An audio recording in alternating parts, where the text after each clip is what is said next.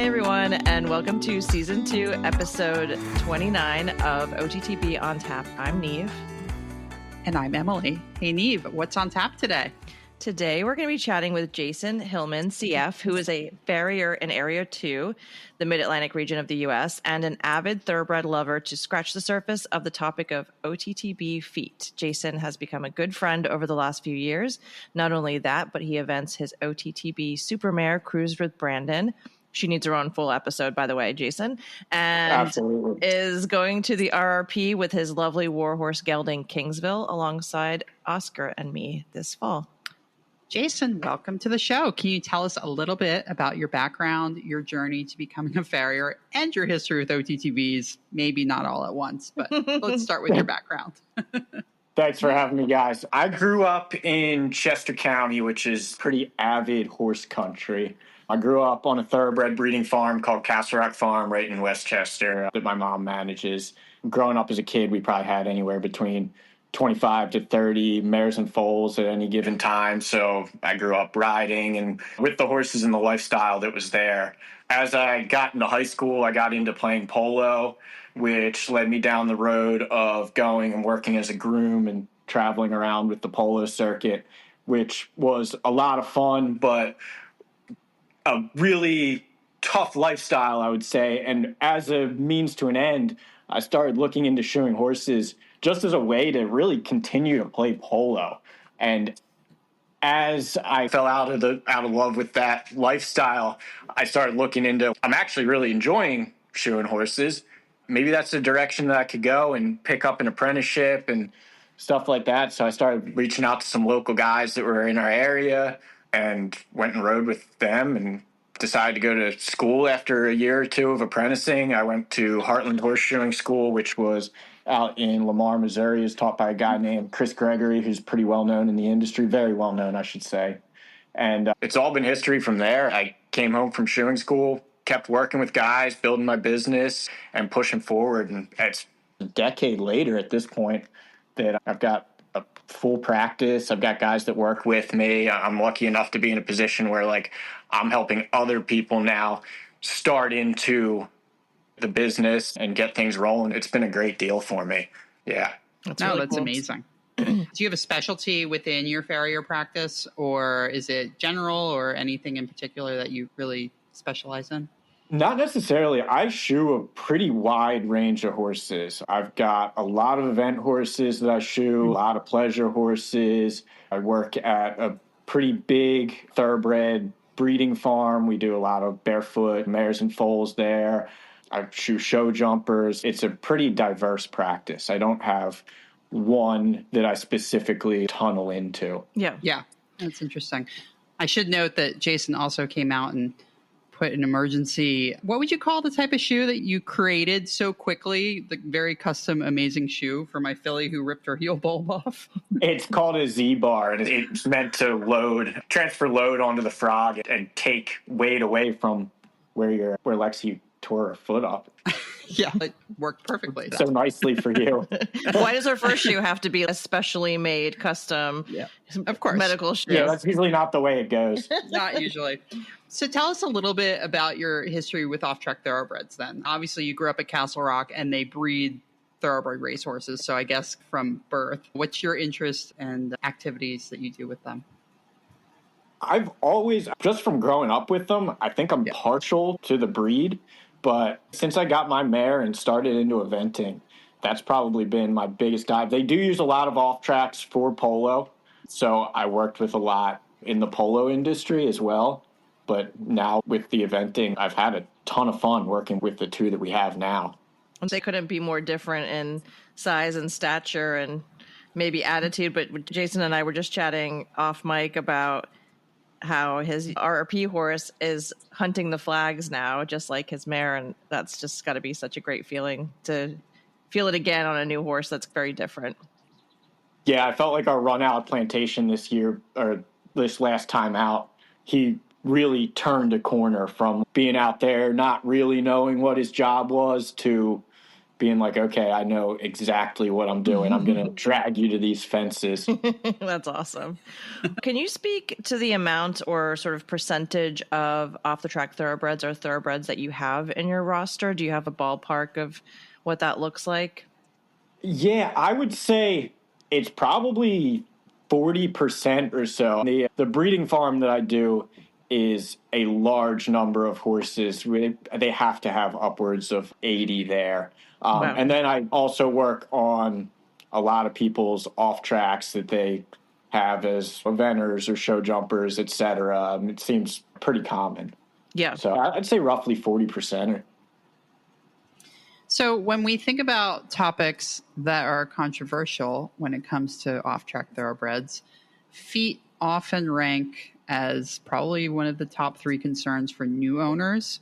So let's work backwards and start at the track. Yeah. So if we think about a 2-year-old coming in for training after a life of turnout and normalcy, say living at a farm like Castle Rock, and then going into a lifestyle of 22 to 23 hours of stall time, what sort of impact do you feel like that has on the hoof integrity as they're growing? As far as the impact on their hoof integrity, when they're at the track, I almost think that they do better because concussion wreaks havoc on feet. In the summertime with horses stomping flies, like that's when their feet bust apart. So when they're at the track, they're really only out during training, and then they're stalled for, like you said, 22, 23 hours of the day. So their feet hold up at the track really well. If you go into the paddock and look at horses getting ready to run, a lot of their feet look very good. There's few that are glued up or anything like that. And as far as a long-term impact, I don't think it has one as well. You see a lot of changes between when horses go from like a quote unquote normal lifestyle of turnout to the track, and then subsequently when you take them off the track because they're going back out into a regular turnout. But at the track, as far as hoof integrity is concerned, I think the amount of stall time that they have is really good for their feet.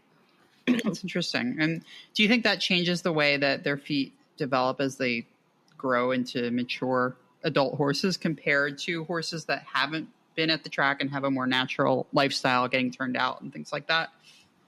I haven't noticed one. You might be able to dive into it a little deeper from like muscular skeletal development type of thing. As far as their feet are concerned, I haven't noticed any sort of negative or positive repercussions from being at the track. Somebody that gets a horse off the track as opposed to a thoroughbred that just grew up at the farm, I haven't noticed any glaring differences between the two. That's really interesting. I know I was talking to your colleague, Andrew Nielsen, about this a few months ago, and he said that he thinks the lineage of the modern day thoroughbreds is becoming much more dilute of the horses that had hereditary foot problems that came down through the breeding lines and stuff like that. And so he's like, you're just seeing a lot of these horses that used to be problem hoof horses in the breeding up close anymore. And so the feet that we're seeing now are quite good. And he was suggesting that maybe some of the actual breeding lines impacted that as well. So I think that's interesting. Oh, yeah, absolutely. I think there's a lot to that. That's a good point. So a lot of people are probably listening to you say this and they're going, I always thought that thoroughbreds had bad feet coming off of the track with the low heel and the long toe and all of the kind of stereotypical things that people think of when they think about thoroughbred feet. But how do you think the training affects the hoof symmetry and the long-term consequences of shoeing for racing versus shoeing for another career?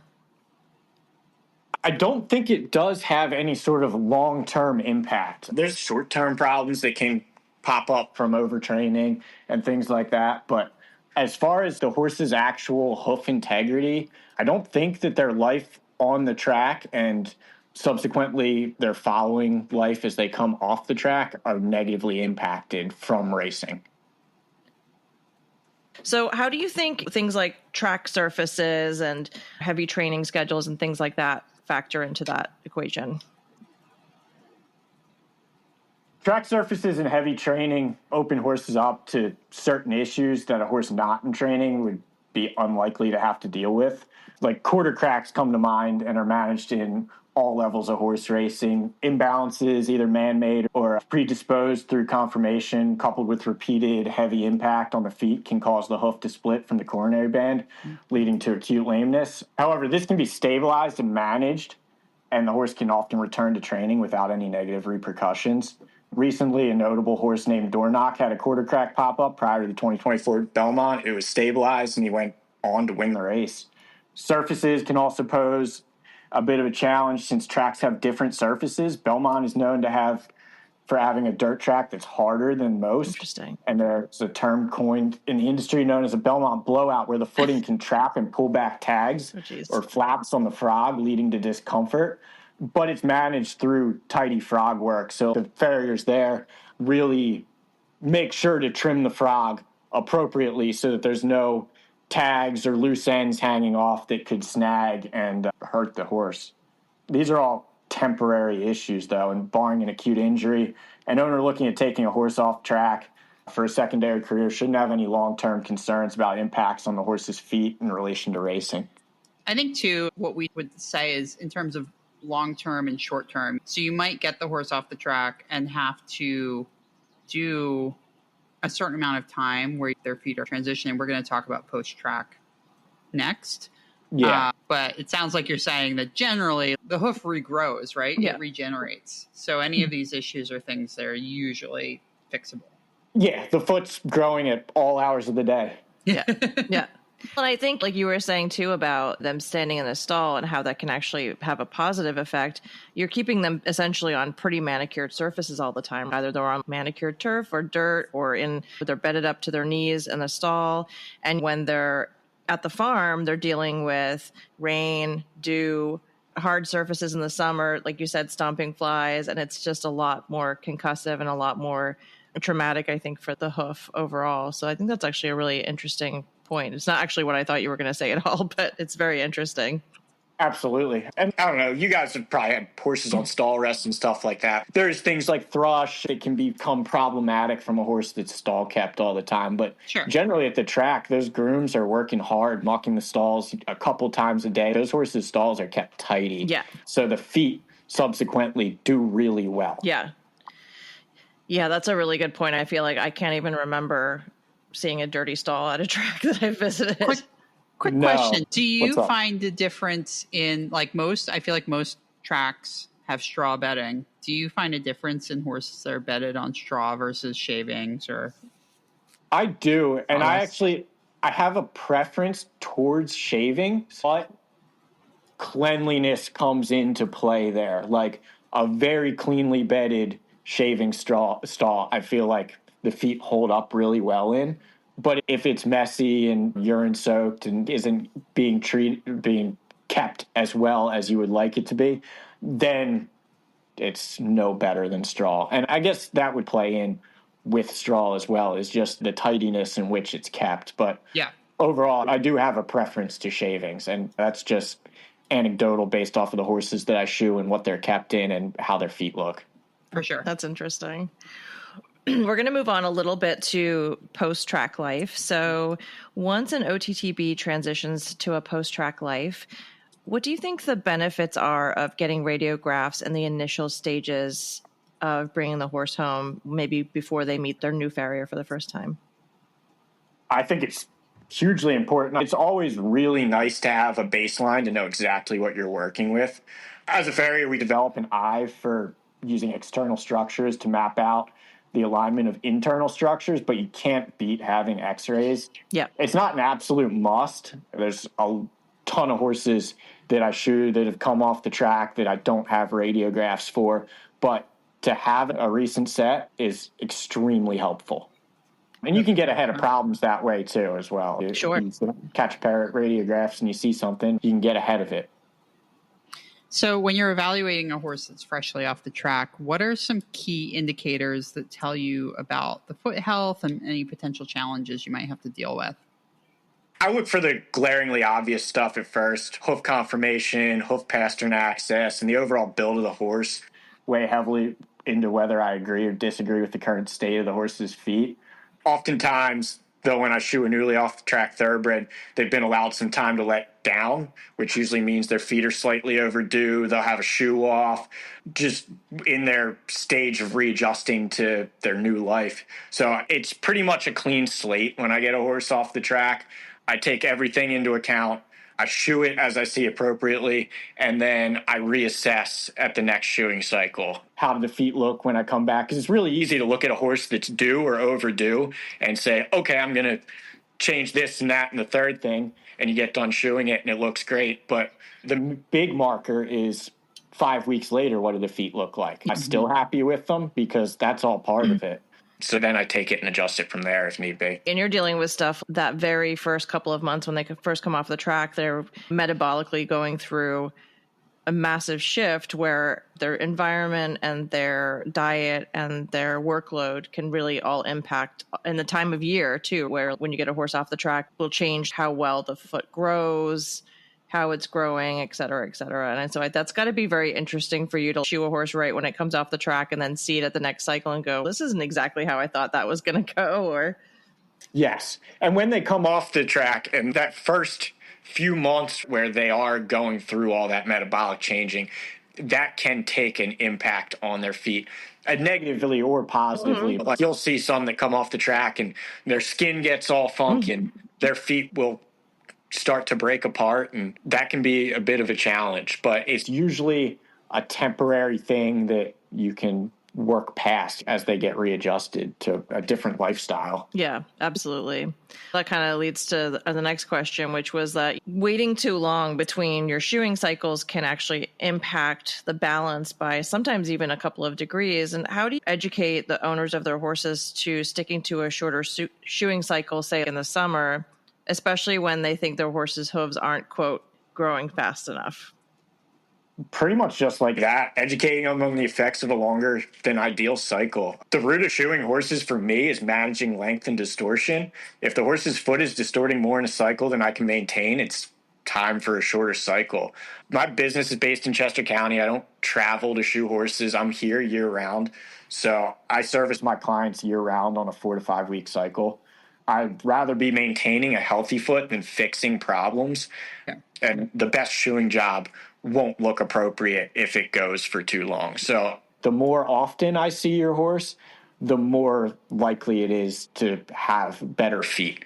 Waiting for too long, it just sends them backwards. So I explain that to everybody, and for the most part, people seem to get it and are open to that. Well, I mean, it's going to cost you money now, or it's going to cost you a lot more money later. I've definitely been in barns where I've seen a boarder or whatever and had them be like, oh, just skip this cycle. And I'm like, oh, because you just know the horse is going to lose a shoe and then that foot's going to fall apart and you're back at zero again. When you're going to probably have to pay now for a glue-on because the horse doesn't have any hoof to nail to, and you wish you could put a crystal ball in front of them. Yeah, it's gotten less prominent as my business has grown and I've worked in more professional barns, but especially starting out when you're working in like hobbyist places and things like that, you'll get texts, hey, my horse's feet look great. I think we can wait a couple more weeks. And that's the point. Yeah. I want to come and shoe your horse while its feet still look great. Yes. I don't want to come when they're a disaster and then have to fix all that. Yeah. It's all about staying ahead of problems. And when you know that it takes basically a full year for them to grow a whole new foot,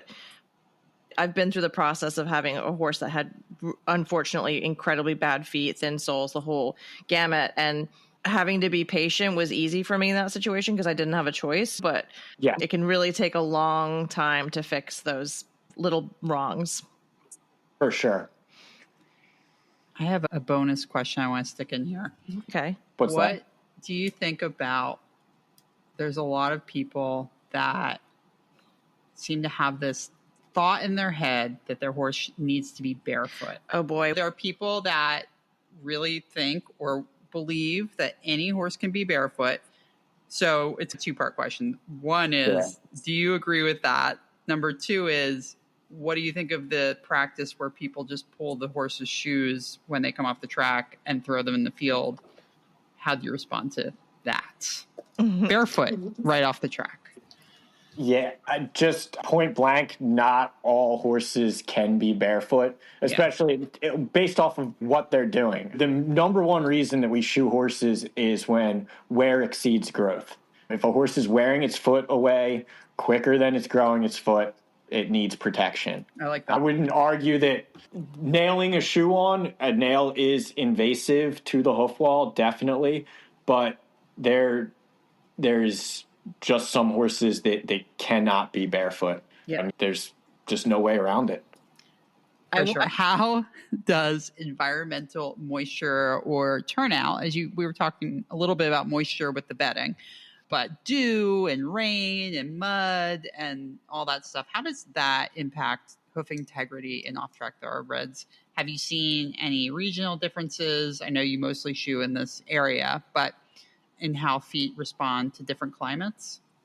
Yeah, absolutely. Moisture in conjunction with fly stomping or any sort of concussion to the hoof is one of the biggest management struggles here in PA, especially through the summer months. The feet get wet in the pastures from dew, mud, bathing, etc., and then are subjected to repeated concussion, riding, stomping flies, all the above. And it causes feet to break apart and shoes to loosen. During the winter, I can go months without a lost shoe, but during the summer month, my heart skips a beat every time my phone vibrates. OTTBs with thinner walls are more susceptible to the repercussions of this, specifically because the structural integrity of their feet aren't as good as a horse with thicker walls. Yeah, no, that makes sense for sure. I don't know what the answer is, though, right? Like, it's just really hard to avoid. It's impossible to avoid. It's just the nature of shoeing horses in Chester County. If you go out to somewhere that's more dry, say Arizona or New Mexico or something like that, their feet are rock solid. It's all you can do to get a knife through them. Whereas here in these wet summer months, I can go all day without sharpening my knife and be fine. Yeah, you can push on their soles and everything. It's wild. Yeah, the hoof walls turn to cardboard. But there's apart from more time in a stall, there's small things that you can do to help out, but it is just the nature of the beast of being here in Pennsylvania during the summer months. So workload inconsistencies and changes in riding demands can also affect foot health. How do you account for those factors when shoeing or trimming? I address them as they come up. I consider every shoeing cycle an evaluation. I recall what the feet looked like at the beginning of the cycle and at the end of the cycle, and then decide if there's any changes either on my side or in management that would set the horse up for success for the next 4 or 5 weeks. This is probably a strange question, but I was just thinking about this because when I look at some of my winter boots and things like that, I wear down the heel of a boot always on the outside. So do the way that horses wear down their shoes give you any indication of the balance or maybe just their way of going conformationally and how that kind of impacts the shoe itself and the balance of the foot? Oh, absolutely. Yeah, like a horse that lands hard on its lateral side will wear the shoe away on its lateral side. So we can use that as a tool to reassess our hoof balance and things like that. And there's actually been some debate in the industry before on like, all right, you have a horse that breaks over hard laterally with the next set of shoes. Do you preemptively put some breakover in that shoe in that direction? My personal standpoint on it is no. I wear out the outside heel of my shoe, but I don't go and buy new shoes and peel off to start. You just because it's wearing away doesn't mean that it doesn't necessarily need that. It actually probably needs that protection more. So this kind of piggybacks on that a bit, but that they assume that a healthy foot must conform to an ideal shape. Do you think that's always the right approach? And do you try to make the feet match the ideal shape? Is there a danger in striving for that kind of perfection instead of prioritizing functional soundness? Definitely, as far as like symmetrical feet are concerned, yes. Generally speaking, every horse has an ideal shape that its foot should be, but that is different for every horse and each individual foot. And the shape of the foot is dictated by the shape of the coffin bone. The coronary band specifically is a really great indicator of that shape as well. shoeing the foot as an extension of the capsule and the coronary band is what I consider the best approach. So if you have a horse with two mismatched feet, I will shoe them as mismatched feet. When shoeing a horse, the white line is where we aim to drive our nails. This is the connective structure between the hoof wall and the sensitive structure of the foot. If you drive your nails outside of the white line, you're nailing into the wall, which is often brittle and will break apart over time, done consistently. And if you drive the nail inside of the white line, then you're in the sole, and then you have a lame horse. So the margin of error is pretty slim. So not matching the horse's natural flow of its foot will cause the horse problems. Yeah. Does that make sense? If you have two mismatched feet and this is the layout of this foot and this is the layout of that foot, and you put two symmetrical shoes on it, one of them is going to be wrong. Yeah. And I've got to say, I give so much credit to someone that can nail a shoe nail into a hoof. It's terrifying. I can't even imagine the first time you actually drove a nail into a horse's foot and what that must feel like. It's nerve-wracking at first, but now I could do it with my eyes. It's like muscle memory, right? Probably. 100%. You're not even thinking about it really anymore. I will say the most upset I think I've ever seen any farrier I've ever worked with has been when they've given your horse a hot nail.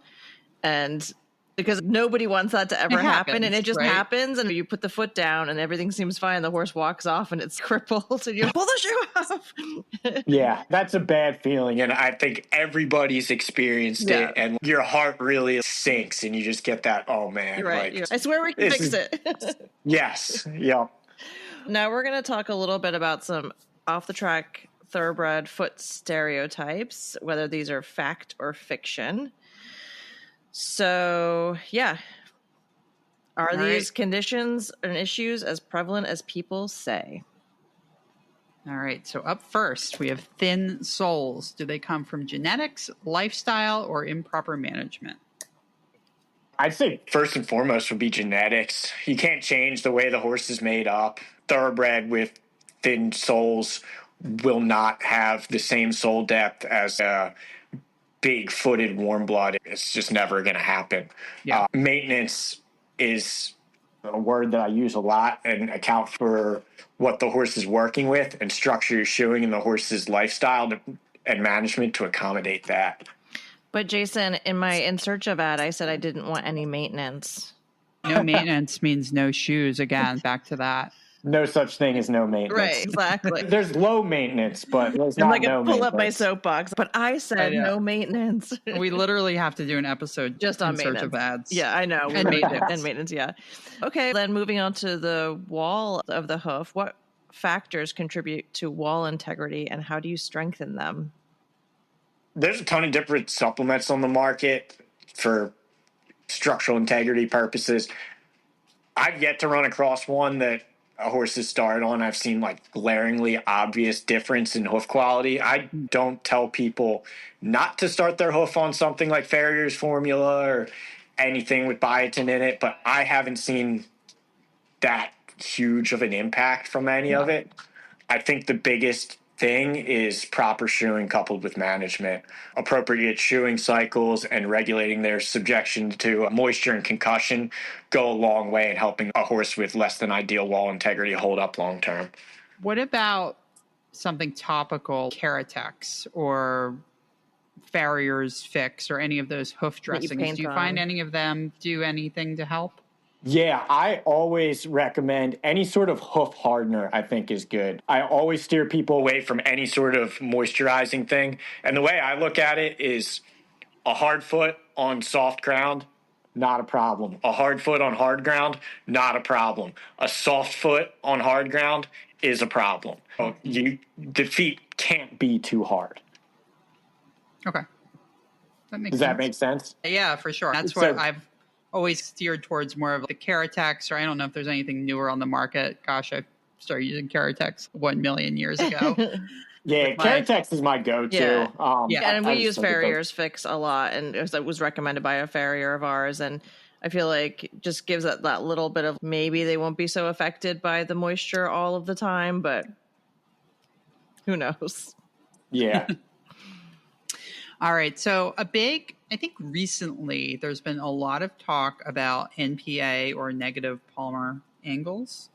What are your thoughts on that? How does it impact soundness? And is there anything that can be done to mitigate it? First of all, what is it? But a negative palmar angle is when the coffin bone is either at a 0-degree angle or broken back.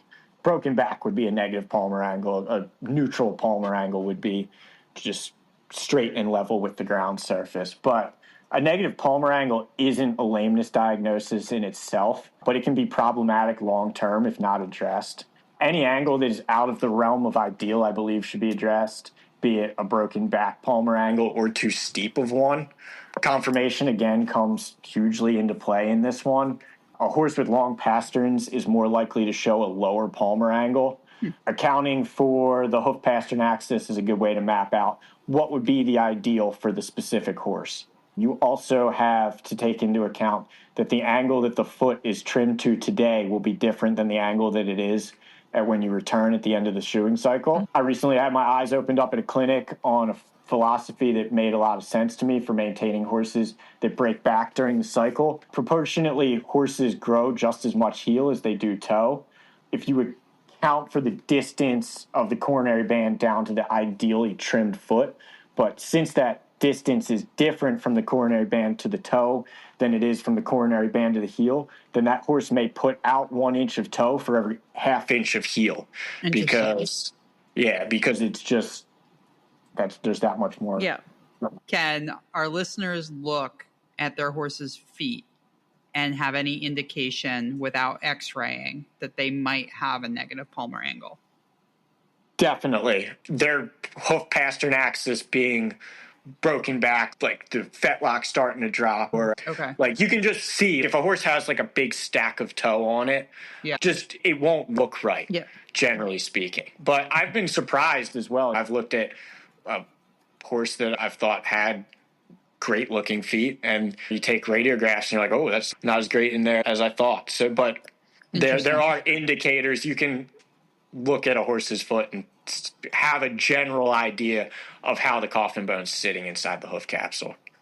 Interesting. And then what can you do to help fix that? Is it mostly through proper trimming, or do you do any type of pads or anything like that? So I try to start with the trim. If you take a radiograph, or even if not, if you look at the foot and you're like, oh yeah, this horse has loads of toe on him. If I can achieve what I want through the trim, then great. Apart from that, then I'll look into, all right, if it's not ideal, is it because the heels are too low? Add some sort of pad or frog support or something that through the shoeing cycle will help the horse grow and elevate its heels. And then as a last resort, then I would wedge them. Mm-hmm. I can't achieve the distal palmar bounce that I would like from just trimming and shoeing alone. Then I'll go to a wedge. Yeah. And would you hope that you could eventually get rid of the wedge, or would that be more of a permanent fix, or is it horse to horse dependent? That's horse to horse dependent for sure. Cool. There's some that just do better with wedges. They'll overgrow toe through the shoeing cycle, and they'll just be better off in a wedge. For sure. But then there's others that if you can, say they have crushed heels or something like that, and through a few shoeing cycles, you can add frog support and develop a healthier heel. Then you can pull them out of those pads and maintain it just through a proper trim cycle, and they'll hold up. So it's 100% horse to horse. For sure. And then I'm assuming this would be a good thing to work with a vet with and get radiographs as you're working through all of this. Is that your preferred approach? Yeah, for sure. Can let you know just how everything is looking matter-of-factly. It takes all the guesswork out of it. For sure.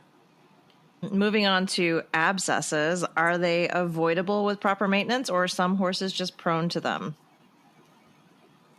Some horses seem more prone than others. It's been my experience that barefoot horses in less than ideal conditions seem the most prone. Sure. But I've had strong-footed, shod horses in nice, clean barns and turnouts that develop abscesses seemingly for no reason. Because they're horses. Because they know there's a big show coming up. Right. Yeah. They don't want to work. They know that they got something that's about to go on. They're like, yeah, we're going to abscess today. A repeated abscess is problematic and cause for concern, especially if it's the same foot. Okay. I've seen a few keratomas uncovered with repeated abscesses being the main symptom, but that's fairly rare, and most abscesses seem incidental and resolve on their own. Without derailing, can you explain the difference between an abscess and a keratoma? So a keratoma is actually like a tumor inside of the foot, Okay. which will cause irritation in the foot and cause a horse to abscess. Okay. They'll repeatedly abscess due to the keratoma, and until that's removed, it'll keep popping up. Okay. Interesting. All right, last one for this segment. Let's talk quickly about high-low syndrome. First of all, what is that? We hear that term a lot. They have high-low. And then how do you balance a horse that has those differences? I don't focus at all on matching them. Mismatched feet come from tendon, ligament, and muscular development and are just an end result of the way the horse is built. There was a study done on foals using pressure pads that was able to identify high-low conformation in foals in as little as 3 weeks. So to try to change that in an adult horse for aesthetic purposes isn't possible and will most likely cause harm. I try to focus on shoeing each individual foot for what it is and the limb that it's attached to. Yeah, and it can also, the high-low can really sometimes create a little bit of an optical illusion of an unevenness if you're looking at the horse from the front or if the horse is particularly flashy and things like that. I think we've found in the past where you've got these kind of mismatched feet, it can be occasionally a little bit distracting, but I think you're better off. Does it flick one toe more than the other? Does it flick one toe? It could. So Good. Yeah, but most horses are high-low to some degree. Sure. It's just how much of a degree. And when you get one that is like significantly clubbier on one foot, it can be aesthetically displeasing. But as far as the overall function of the horse is concerned, they seem to function the best when you shoe the feet for what they are. Yeah. Moving on to how things have evolved in the industry over the last decade plus. There's been a lot of advancements in hoof care techniques. What role do modern pads play in supporting off-the-track thoroughbreds? A great one, honestly. I joke with my guys all the time that if I can't fix it with a leather pad and impression material, I don't want to touch it, which it's a joke. And it's obviously not a cure-all, but a pad can go a long way in adding artificial extra depth, transferring weight bearing off the perimeter of the foot to the frog and sole, and can aid in stabilizing a foot in conjunction with a bar shoe. It's often my go-to starting point for any undiagnosed lameness that's suspected to be in the foot. They're so multi-versatile. There's so many different pads on the market now that we can use. It's a great tool to have in the arsenal. Yeah, I was going to say that they're not that expensive to add on to your regular Farrier bill, but is there an upcharge for a rim pad? More so than a full leather pad? I charge different on some of my pads, but most of the rim pads that I do are leather, and I'm charging for the leather pad. So whether it's a flat pad or a rim pad, I charge the same. I got you. Actually, you just cut it out, right? Yeah. Put the pad on, then cut the middle. It's the same materials that I'm using, so I charge the same. I can't speak for everybody. But rim pads are honestly a lifesaver if you have a horse that's a little bit like... sometimes. Yeah, you got a horse that's a little bit sensitive on rocky ground, put that rim pad on and good. It can be really nice too because it'll allow us to build up the foot as if it had more depth, which will allow us to get our nailing a lot better because you're working with exactly that, artificial depth essentially. So it helps you adjust the pitch of your nails and it can be great. That's so interesting. Then what about boots? Are they a good long-term solution, a temporary fix, or something that you can use in between? They can be both. I found the cloud boots to be a great tool in helping a laminitic horse get comfortable. I have a few chronic laminitic ponies that live in them and do great with just that and regular trimmings. I've also seen horses do lower level competitions with them with no noticeable issues from the outside. I think as far as performance with them, it would all be about what you're asking the horse to do and the type of boots that would be suitable for them. But I think in most cases, conventional shoeing is more ideal for performance simply due to them being form fitted to your horse's individually feet and securely fashioned on. That's usually the better way to go about it, but they serve a lot of different purposes that work out great. Yeah. And we did touch on this earlier, I think, but frog support has become more widely used. How does that change hoof mechanics, and what do you think about frog support? Changes hoof mechanics by transferring load to the frog. You subsequently reduce load on the peripheral edge of the foot. In most cases, I find it translates to a healthier foot overall. As I mentioned earlier, talking about pads, there's a whole plethora of reasons that would be suitable to do this, be it that a horse has a foot that's a bit broken up where you need artificial depth, or just weak walls. By transferring the load onto the frog and the sole, you can help take load off the wall and have a nice, healthier foot due to it. You're like an encyclopedia. This is amazing. I know. Glue-ons have changed a lot over the years and can be a total game changer for horses coming off the track. How useful do you find them to be in your regime? And also, I know the technology's really come a long way. Yeah, I think they're great. There's so many on the market now that you have different options to go to. Each application seems to have positives and drawbacks to it, but by having all those options available, you can pick what's going to be suitable for each individual horse. My go-to for glue-ons is probably just to direct glue an aluminum shoe to the bottom of the foot, but that can cause some issues. I've had horses get a little bit heel sore from them, develop corns, things of that nature, in which case I'll go to a more cuff style shoe where it's glued to the outer wall. And that's great because you're not locking in the heels. There's no glue down in the seat of corn or anything like that. But then now you have the wall covered in glue. So there's gives and takes to all of them. But I have horses that this time of year, there's probably a handful, 5 or so that will live in them from now until October. Yeah. Once I put them, then the lost shoes disappear and they just can continue on doing their job. I think they're great. And I think a good note in there about the glue-ons is that when you do have a horse that's prone to, say, losing shoes in the summer, when we spoke about this earlier, one pulled shoe or one sprung shoe could really set that hoof back by months versus, okay, it's a little bit more expensive to put the glue-ons on, but at least the hoof integrity is going to stay consistent for the tough months of the year. Absolutely. Absolutely. As soon as a horse starts really heading in that direction where it's pulled a couple shoes or the feet are busting up through the shoeing cycle, that's the direction that I start looking. Yeah. Part of the reason that we started this podcast was to create a discussion between OTTB owners, enthusiasts, and their support teams. I have a question to follow up the question I'm about to ask you right now, which is, from your perspective, what makes a strong farrier-owner relationship? But a little add-on to that is I wanted to ask you personally, how important is it for you to have a horse that is mannerly and respectful of what you're doing? And whose responsibility is that? Oh, it's so important. It's like number one. It's something that I don't like to gamble with at all. You have a very dangerous physical job. Absolutely. And I am my business. Can't take any risks of getting hurt outside of the normal risks that are involved in the job, which it's just inherently a dangerous job. But an unmannerly horse is a huge problem. Even if it's, all right, he's only unpredictable 10% of the time. If I shoe 12 of those horses that are only unpredictable 10% of the time, that's bad odds for me. Because somewhere in that mix, I'm going to run into that horse at that time that blows up.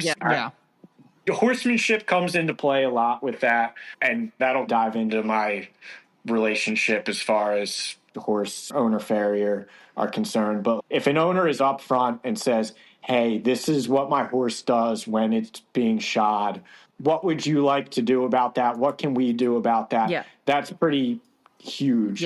Because then I'm already ahead of it rather than finding out and then them being like, oh, yeah, he does that. He's never done this before. Yes. All right. That would have been nice to know. And in terms of your relationship with speaking to the owners directly, I'm sure that there are barns that you work for where maybe you never actually see the client or the owner, or they're not really actively involved in that part of the horse's care. Do you feel like you like to be able to give that information firsthand to the owners when you have the opportunity to and have those discussions with them? Usually in barns like that, I'm communicating with the barn manager primarily. Yeah. And they'll feed that information to them. But if it's something that I feel like needs to be addressed and the owner would be a huge part of addressing it, yeah, I'll reach out to them and we can talk about what to do. Yeah. Okay. We're wrapping things up of our formal interview part. We do have some listener submitted questions that we're going to ask you. What's one piece of advice you'd give an OTTB owner regarding their horse's foot care? Pick a farrier that will match your horse's feet. There's a lot of ways to find a good farrier through other people at the barns, recommendations, or through the AFA website. If you don't already have a farrier that you're working with, your choice of farrier is extremely important. And then in addition to that, just what can I do to manage these feet appropriately on my end as well? Now, this is a giant question here. I added it specifically because June is Men's Mental Health Awareness Month, and we also just had Ramon on, and we've been putting this into the world. Good. Yeah. I do want to ask a little bit about the stresses of your job. We just mentioned how dangerous it is. First of all, if you get hurt, big deal. It is a really big deal. But also, I don't know how many horses you shoe in a day, but you have to deal with burnout, I'm sure. And so how does that play a role in your life and in the world of farriers in general? How do you handle those challenges? Because also, if you take a week off and your client's horse loses a shoe, like you become an irreplaceable part of their life. So how do you deal with that? One day at a time. It's tough. It is pretty tough. I thoroughly enjoy shoeing horses. That's good. It's not just like a job for me. It's a lifestyle. But that being said, the business side of it can be very difficult. I've missed a lot of personal things of my own because I've had to go do things for somebody's horse that's going to show or this or that. And there's no complaints about it. It's part of the job. But everybody's horse is extremely important to them. And the more horses you shoe, the more likely it is that there's going to be a horse that needs you at an inconvenient time or tacked into the end of the day. So I've built my business now where it's a lot more manageable than it used to be. A lot of my accounts are high volume places where I go somewhere for a day and shoe a list of horses. Yeah. And I have guys that work with me that help me as far as tacking shoes on and the little things that pop up. There's a nice community around me that I can call on if I'm really in a bind. Yeah. But it doesn't take away from that. It's definitely got some stresses to it for sure. I was going to say, you guys must have like a brotherhood, and not because it's just male, but just like a brotherhood of farriers that I know you're very close with a lot of the other farriers in this area. And it's probably just really nice to have that kind of camaraderie and support of, man, I just feel like hanging up my knife and putting my anvil away and just being done with it. So yeah, it's actually pretty cool because like, at least in my world, I don't see other farriers as competition. Yeah. I shoe as many horses as I want. And I feel like a lot of guys would say the same. Every farrier that I know around here that is busy. And we're able to rely on each other. And, hey, man, I'm out this way, and I have a shoe off in that direction. I'll send it out to a group chat. Can any of you guys? And it's all people that, like, we've hung out. We've had beers together. We shoe in a similar way. They know how I shoe horses. That will go and do solids for you, and you can do it back, and you can all help each other maintain some semblance of a normal life through that. Yeah. What would you suggest is a great gift or a token of appreciation to give your farrier? To give their farrier. Ooh, that's a tough one. It's tough. Bushlight apple. Yeah, a bushlight apple. Yeah. Beer's always appreciated. I don't know, because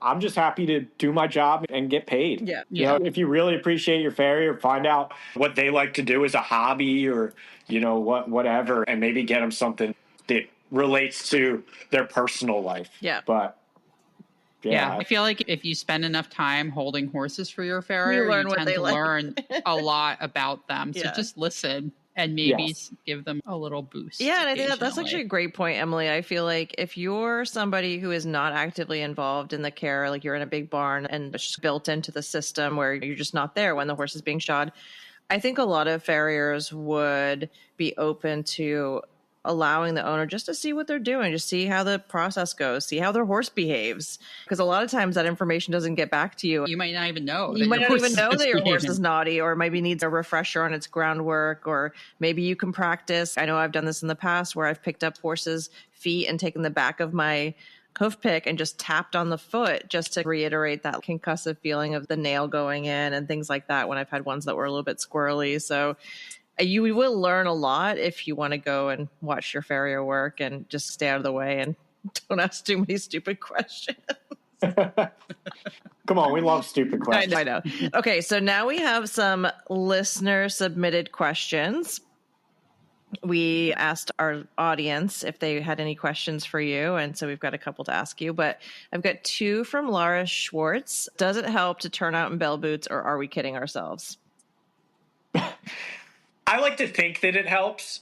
It gives me some peace of mind. I think it does help. A properly fitted pair of bell boots is extremely helpful, which they have to reach down and cover the back of the heels of the shoe. That is an appropriately fit. I don't find that they help in really muddy paddocks. The bell boots just flip up. They don't do anything. But in a nice paddock on a horse that is prone to pulling shoes, I think that they do help a little bit with shoe loss. This is an interesting question from Chelsea O'Brien. Hi, Chelsea. Hi, Chelsea. She wants to know, what is the most unhinged hoof hack that you've heard of? I also have to think about that one. I immediately thought of sticking the duct tape on the horse's muzzle during the farrier visit to make it be quiet, but maybe I'm thinking that doesn't work at all. No, not even close. It just gets stuck to my shirt. But yeah, that was the worst fad. I was in a couple situations where I saw somebody go to break out the duct tape, and I was like, I'm going to stop you right there. You're like, I'm packing up my tools and getting out of here. I know. Okay, so when I'm thinking about this, I'm thinking of in the wintertime, I know people have said if your horse is shod and you have snow on the ground, you can smear a whole bunch of petroleum jelly or Crisco on the bottom of their feet and they won't get like the snowballs. That'll help keep the snowballs out. And also, I've had clients complain, like if their horses had snowballs, they're like, oh man, I'm like taking a hoof pick and I just can't get it out. If you take a hammer or something and you smack the center of the snowball, it'll break apart and fall out. That sounds terrifying. What about WD-40? Would that help? WD-40. I've tried it, but I would imagine it would. Just start putting WD-40 on the grease lightning.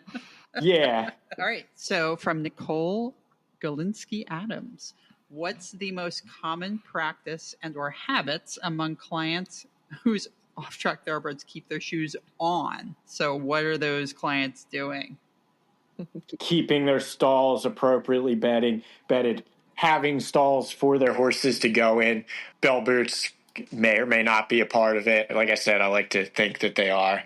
And just not overbathing. I know that's a hard one to not do in the summertime, but just anything that's going to help keep hoof integrity strong. Yeah. Carrot tacks, all sorts of things. Yeah. Keeping to a regular shoeing. I was going to say, what's your recommended? Keeping to a regular shoeing schedule, absolutely. Yeah, summer months, it's a good idea to shorten the shoeing cycle. If your horse's shoes are getting loose the last week that it's due to be shod, cut that week off. Yeah. Have them shod before.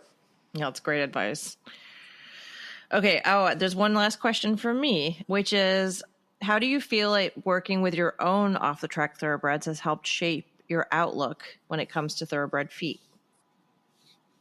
As far as thoroughbred feet, it hasn't really changed my outlook, but having my own horses to ride gave me a reappreciation for the job and the owner's side of things, because I can see shoeing horses as a practitioner and as a horse owner. Yeah, I think that's I deal with the same concerns that my clients are dealing with, and I can put myself in their shoes as far as this is what I'm worried about, or I have this coming up, but I have this issue, et cetera, et cetera. And also it's just given me, like we talked about burnout earlier, reappreciation for the animal in general that I'm working on. Yeah. You don't ever feel like just outsourcing shoeing your own horse, like the cobbler whose children. Oh, I absolutely do. I absolutely do.